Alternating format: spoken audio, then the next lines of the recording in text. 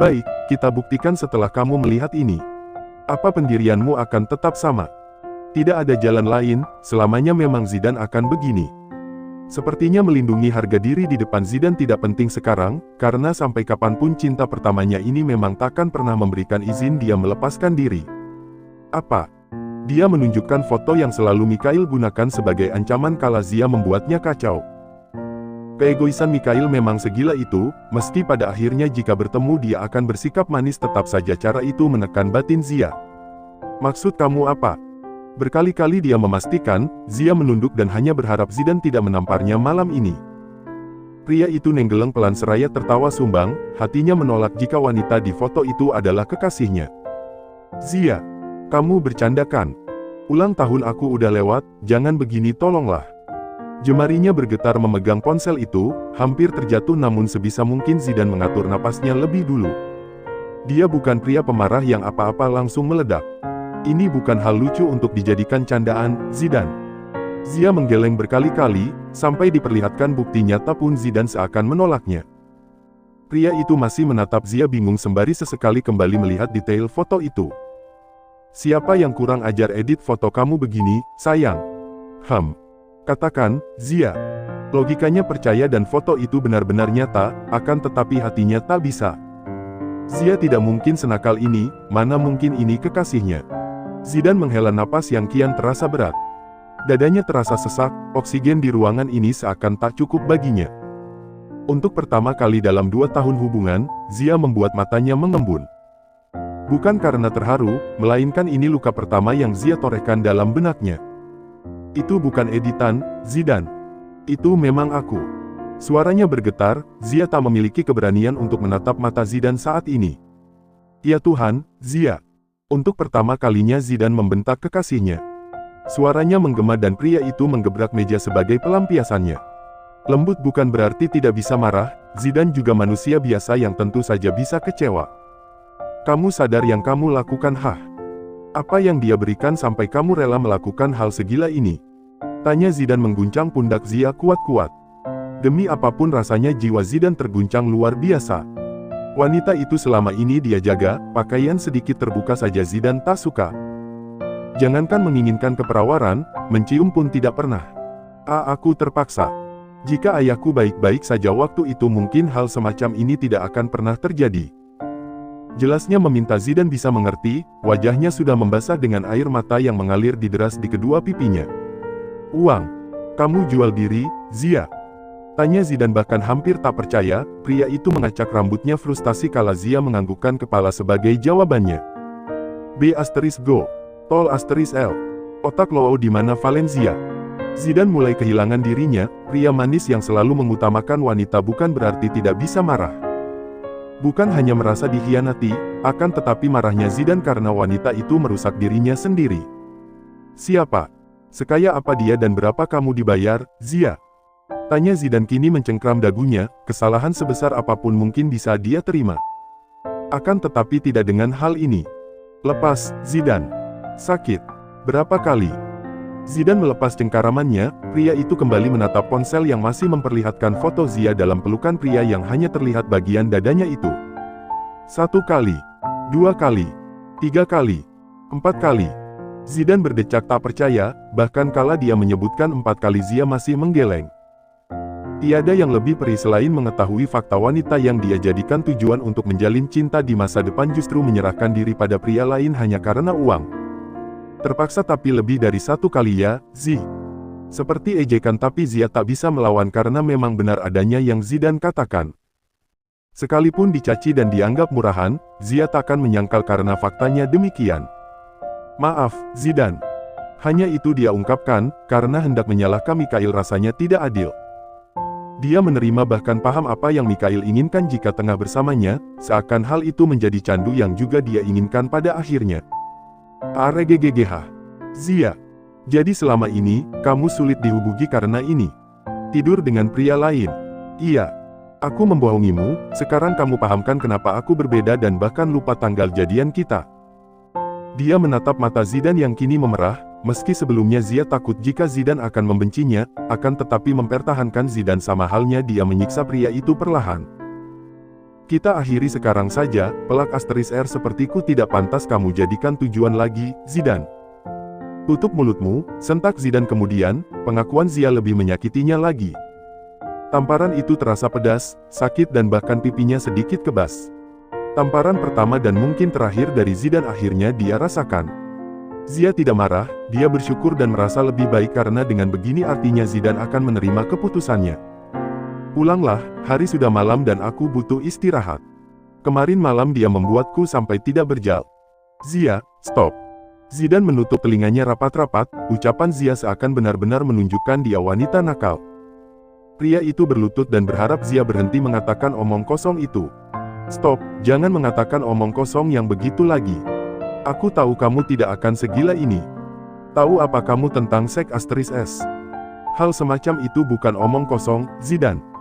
Jujur saat ini dia benar-benar tengah membenci dirinya sendiri. Zia terpaksa mengarang cerita demi membuat dirinya semakin terlihat buruk dan Zidane pergi setelahnya. Keduanya terdiam, Zidane masih menggenggam jemari Zia.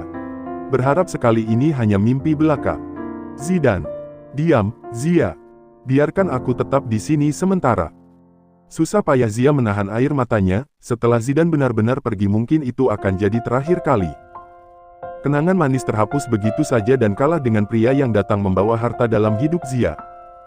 Tidak ada cinta tanpa luka, sesempurna apapun hubungan tentu ada cacatnya. Zidane terlalu sempurna untuk Zia, pria baik dan penyabar seperti Zidane berhak mendapat wanita yang 1000 kali lebih baik darinya. Hati-hati. Tutup pintunya. Sudah larut, jawab Zidane sebelum berlalu keluar. Bagaikan mimpi buruk dalam hidupnya, tak pernah Zidane duga malam ini dia akan mendapat kecewa. Air mata itu menetes setelah beberapa menit menatap es krim yang tadi Zidane bawakan untuknya.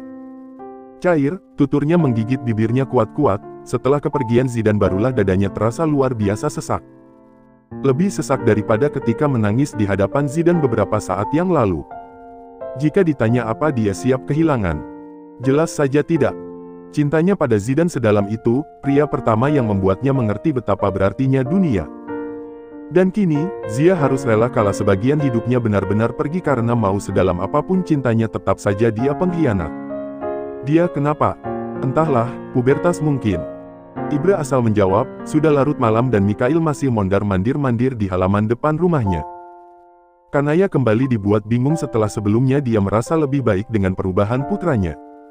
Pubertas. Orang dia udah 28 puber apanya. Hampir expired iya. Kanaya kerap kali tak habis pikir dengan Ibra yang suka sekali asal bicara. Dia memahami putranya, Mikhail semudah itu berubah dan bisa dipastikan saat ini ada sesuatu yang mengacaukan pikirannya. Sudahlah, Nay, umur segitu memang sedang gila-gilanya. Kamu kan pernah muda juga, sayang, tutur Ibra menghela napas pelan, sudah lama tidak memantau apa yang putranya lakukan dari atas balkon seperti ini. Kamu kali yang gila, aku mah enggak ya. Oh iya, bukannya kamu juga gila. Ibra terkekeh jika dia mengingat bagaimana mereka masih muda. Enak aja, enggak ya. Aku waras. Kanaya paham arah pembicaraan Ibra, tentu saja dia hendak mengungkit masa lalunya. Pertemuan awal mereka dan itu sangat-sangat memalukan jika dia ingat kembali. Keduanya memang tak muda lagi, namun Kanaya masih tampak awet muda bahkan terkadang orang tidak percaya dia sudah memiliki putra sedewasa Mikhail. Perasaan mereka tidak berubah, kian lama cintanya seakan bertambah. Seiring dengan pertumbuhan buah hati mereka yang sama-sama beranjak dewasa, Kanaya dan Ibra masih memegang rekor pasangan paling romantis di antara teman-temannya. Meski, keduanya kerap kali dibuat sakit kepala lantaran kedua putranya masih kerap baku hantam. Dan lebih menyebalkannya lagi, alasan bertengkar mereka hampir sama setiap waktunya.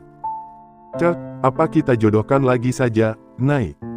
Kanaya menggeleng sembari menghela napas pelan, tak ingin dia kembali mengulang hal yang sama seperti dulu. Ketar-ketir pada hari pertunangan dan menghebohkan seluruh keluarga bahkan membuat Mahatma masuk rumah sakit akibat ulahnya. Kenapa? Watak Mikhail tuh keras dan aku nggak mau ada drama kabur-kaburan seperti dulu. Mungkin waktu itu dia masih belum bisa menerima dan dalam otaknya hanya ada Sera dan Sera. Ibra khawatir sebenarnya, senakal-nakalnya dia kala muda tapi tidak segila Mikhail yang bahkan membawa seorang wanita ke kantornya. Putranya pikir Ibra tidak mengetahui hal itu, Ibra memilih diam lantaran tidak menginginkan menantu seperti wanita yang dijadikan pemuas putranya. Enggak, Mas. Cukup sekali dia buat keluarga kita malu, untung calon besan kita dulu Lorenza. Bayangin kalau kolega kamu di luar sana. Memang masih ada kata untungnya, saat itu meski Mikhail menciptakan huru-hara yang bahkan membuat Ibra naik darah, akan tetapi Lorenza justru minta maaf karena merasa salah dia yang nekat menjodohkan putrinya bersama Mikhail. Tapi sampai kapan dia begitu, Nay? Kamu lihat saja makin hari putra kita makin tidak jelas, ujar Ibra menatap tak tega Mikhail di bawah sana. Tampak frustasi dengan rambut acak-acakan sembari sesekali menendang angin.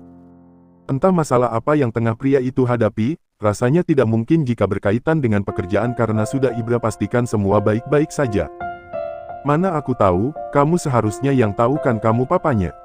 Kanaya berdecak kesal lantaran Ibra memang sepertinya ngajak ribut. Mikhail.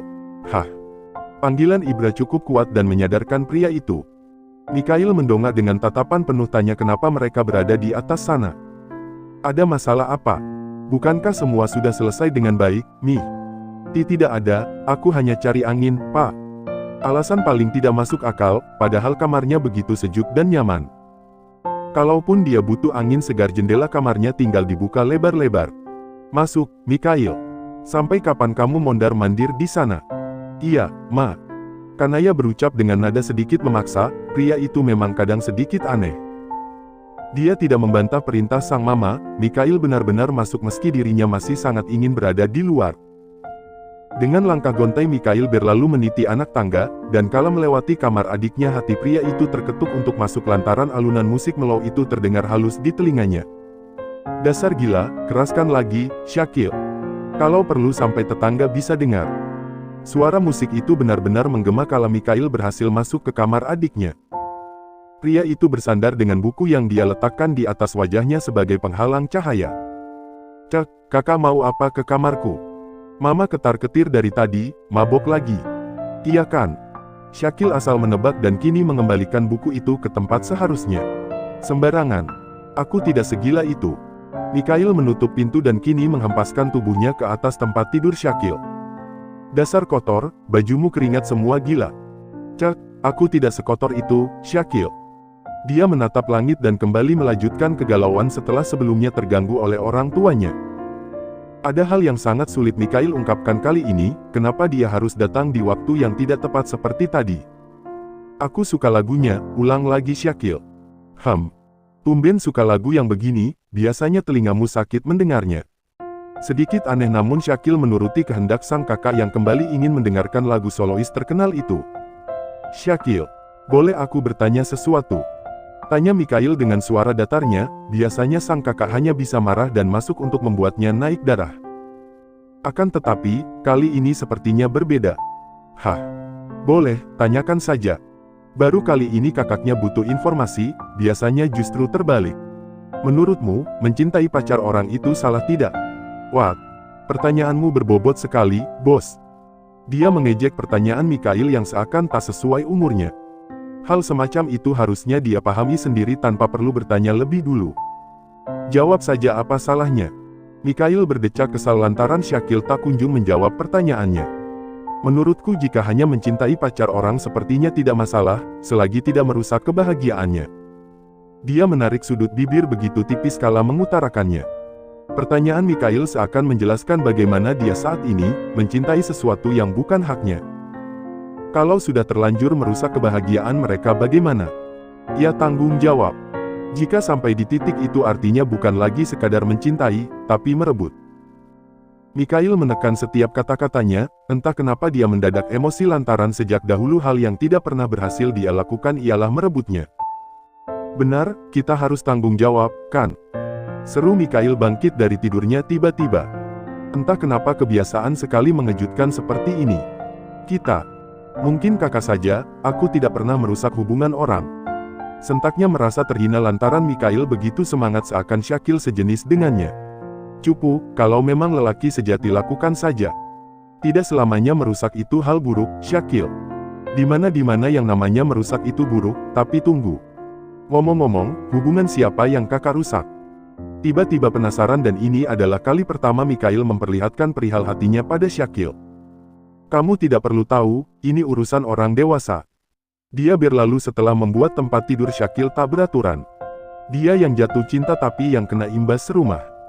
Berusaha sabar dan memungut selimut dan guling yang kini tergeletak di lantai. Harus tanggung jawab. Ya, Mikhail bahkan tidak bisa tidur ketika kembali ke kamarnya. Syakil benar, dia bukan hanya mencintai kekasih orang, tapi merusak dan menghancurkan hubungan keduanya. Jam kerja sudah selesai, kantor sudah sepi dan menyisakan beberapa orang saja. Brian bahkan sudah pulang lebih dulu lantaran perutnya luar biasa sakit akibat salah makan. Sabar sekali Mikhail menunggu, bahkan dia hampir putus asa karena sudah 3 kali dia salah orang hanya karena pakaian yang serupa. Cek, dia balik marah padaku atau bagaimana? Mikhail mengusap kasar wajahnya, pria itu gusar luar biasa. Seharian memang jadwalnya super padat dan tidak mungkin memanggil Zia, akan tetapi kenapa hingga sesore ini Zia belum kelihatan juga. Hingga beberapa saat kemudian baru dia seakan menemukan titik terang, Mikhail sontak tersenyum kala melihat rombongan anak magang keluar dari kantor. Mereka memang biasanya pulang paling terakhir, mata Mikhail menatap wajah-wajah yang ada di sana. Sayangnya, tidak dia temukan Zia di sana, senyum yang tadinya sudah terukir hilang begitu saja. Tanpa peduli pendapat mereka, Mikhail menghampiri teman-teman Zia dengan wajah paniknya. Jika biasanya dia sangat menjaga agar tidak tercium kedekatannya, kali ini Mikhail seakan sengaja bunuh diri. Sore, Bapak. Erika menampilkan senyum manisnya, padahal keempat temannya yang lain bahkan memilih menunduk dan tidak berani menyapa pria itu. Sore. Teman kalian yang satunya mana? Tanya Mikhail tanpa basa-basi, yang dia cari memang Zia dan seharusnya Erika paham maksud Mikhail. Teman kita yang mana nih, Pak? Ada 2 yang nggak masuk. Zia. Mereka saling memberikan kode satu sama lain, Erika yang sudah yakin keduanya memiliki kedekatan mulai menemukan titik terang saat ini. MC Zia. Kalau Zia udah 2 hari nggak masuk, Pak. 2 hari. Mikhail mengerutkan dahi, Zia bukan wanita pemalas yang suka membuang waktu. Bahkan saat dirinya membuat Zia lelah di pagi hari, tetap saja nekat pergi. Iya, Pak. Sesaat dia terdiam, ada sedikit penyesalan mengapa dia menjaga jarak beberapa hari lalu. Bukan hanya sengaja tidak mengusiknya di kantor, akan tetapi Mikhail juga tidak menelponnya meski hanya memastikan wanita itu sudah makan atau belum. Apa dia sakit? Kurang tahu, Pak. Erika menjawab hati-hati, takut jika jawabannya membuat Mikhail tak suka. Akan tetapi hendak mengarang cerita dia lebih takut lagi, Zia memang tidak lagi bercerita banyak hal setelah pindah ke tempat baru. Baiklah, terima kasih sebelumnya. Tanpa menunggu jawaban, pria itu berlalu dan menuju mobilnya. Jika tahu begini sudah sejak tadi dia pergi ke tempat tinggal Zia, pria itu melaju dan menyisakan banyak tanya di benak teman-teman Zia. Pak Mikhail kenal Zia? Mungkin, tapi memang Zia sering dipanggil ke ruangannya sih. Apa mungkin mereka pacaran ya? Tebak salah satu temannya, memang tak begitu dekat dan baru mengenal saat mereka ditempatkan di kantor itu. Haha aneh-aneh aja, Zidan mau dikemanain? Lagian mana mau Pak Mikhail sama Zia, bukan kelas dia. Erika tak ingin Zia terlihat buruk hingga terpaksa mengatakan hal ini meski kecurigaannya sudah berlangsung sejak tragedi dia terkunci di kamar mandi. Ya mana kita tahu, kan bisa jadi Pak Mikhail kepincut. Zia cantik dan juga pintar, siapa yang nggak suka sama dia? Andrea tetap yakin 100% tebakannya benar. Kala Bodi, kamu ingat cewek yang dulu suka nyariin Pak Mikhail pagi-pagi pas kita awal magang? Erika mengajak teman-temannya terbang ke masa lalu. Iya, kenapa memangnya? Udah lama nggak lihat mbak-mbak seksi itu. Nah tuh kuncinya. Pak Mikhail itu suka sama bentukan gitar Spanyol, mana suka dia sama Zia. Demi membuat nama Zia tak tercemar sekalipun itu benar, Erika benar-benar terkesan mengejek sahabatnya. Ah udahlah, daripada pusing mending pulang. Udah buruan, hujan tahu rasa kalian. Hanya karena Zia mereka jadi terhambat dan lanjut mengobrol, memang benar wanita itu pantang dipancing sedikit permasalahan saja. Mendung, sepertinya sore ini akan hujan. Mikhail melangkah panjang setelah sebelumnya berperang dengan padatnya lalu lintas. Pintu kamar kos Zia tertutup, dan dia masih terdiam sesaat sebelum mengetuk pintunya. Zia, kamu di dalam? Mikhail bertanya sedikit keras lantaran ketukan pertama tidak mendapat respon apa-apa.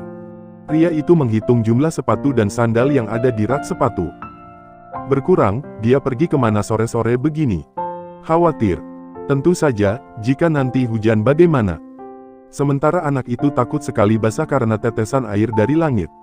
Mikhail berdegup tak karuan, pria itu melihat sekelilingnya dan memang suasananya terasa leni sepi dari biasanya. Zia, buka pintunya, aku mau masuk. Hening, tidak ada sama sekali jawaban. Biasanya, jika dia datang Mikhail tak perlu berteriak ataupun mengetuk pintu itu dengan tenaga karena Zia akan muncul dengan sendirinya. Benar-benar di luar sepertinya, ungkap Mikhail kini merogoh ponselnya. The number you're calling.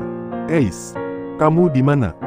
Jika tadi malam dia sempat menolak panggilan dari Zia 5 kali berturut-turut, kini perasaan Mikhail semakin dipenuhi sesal tanpa akhir. Pria itu mengacak rambutnya asal kemudian mengecek akun sosial media milik Zia. Postingan terakhir sekitar 7 hari lalu, sementara dia ketahui wanita itu cukup aktif di sosial media sebelumnya. Mungkin memang dilelah, hentikan pikiran burukmu, Mikhail. Zia, aku tahu kamu di dalam, tolong buka pintunya. Kamu tidak merindukan aku, hah? Pertanyaannya mulai asal, siapa yang merindukan siapa? Tetap tidak ada jawaban dari Zia, dan kesabaran Mikhail yang sebesar kacang atom itu tak bisa bertahan lama pada akhirnya. Baiklah kamu yang membuat aku jadi begini, aku tidak sesabar itu, Valencia. Tenaganya yang memang tak perlu diragukan, mampu menghancurkan pintu itu dengan mudah. Mikhail masuk dengan langkah panjang, langkah yang kemudian gontai kala dia menyadari keadaan kamar Zia tak lagi sama seperti terakhir kali. Kosong, buku-buku dan perlengkapan Zia tidak ada di sana. Mikhail menuju lemari pakaian wanita itu, membukanya pelan-pelan dan lagi-lagi dia dibuat membisu. Tidak ada yang tersisa di sana, semua benar-benar menghilang. Hanya menyisakan aroma parfum yang kerap Zia pakai. Pergi. Tanpa izinku. Mikhail memegang dadanya, perasaan ini pernah dia rasakan beberapa tahun lalu. Tangannya mengepal sembari menatap tajam tempat tidur yang menjadi tempat mereka bertukar perasaan dan energi. Kamu benar-benar memilih dia, Zia. Mikhail memejamkan mata sesaat, berusaha menahan diri agar jiwanya tidak menghancurkan tempat ini. Sial An. Kamu benar-benar membuatku marah. Hah.